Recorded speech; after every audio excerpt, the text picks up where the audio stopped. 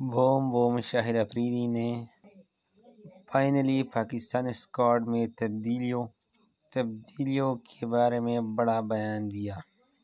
انہوں نے کہا کہ اگر پاکستان ٹیم میں ان کھلاڑیوں کو شامل نہیں کیا جاتا تو ہمارے لیے جتنا ناممکن ہو گیا۔ سب سے پہلے انہوں نے سیم ایوب کا نام لیا۔ Same Ayub out standing performer ہے۔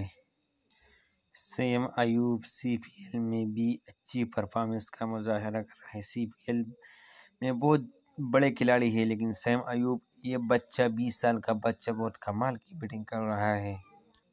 پھر انہوں نے عماد وسیم کا نام لیا۔ عماد وسیم اس وقت تم دیکھ کہ وہ بیٹنگ کے بھی اچھے بیٹنگ کر رہا ہے، لیکن بیٹنگ کے ساتھ بولنگ بھی اچھے کر رہا ہے۔ لیکن عماد وسیم بہت اچھے آل راؤنڈر ہے، لیکن میرے خیال میں ان کے ساتھ زیادتی ہوئی کہ وہ ورلڈ کپ اسکواڈ میں شامل نہیں کیا جا رہا ہے۔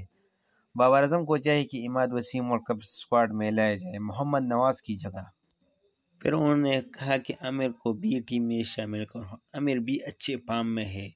سی پی ایل میں ان دونوں نے 7 وکٹیں حاصل کی ایک میچ میں۔ ان کو دیکھے تو بہت اچھے پرفارمنس کے۔ اگر عامر ورلڈ کپ میں شامل نہیں کیا جائے نسیم شاہ کی جگہ تو ہمارے لیے ورلڈ کپ ناممکن ہے۔ اگر ویڈیو اچھی لگی تو ہمارے یوٹیوب چینل سبسکرائب کریں۔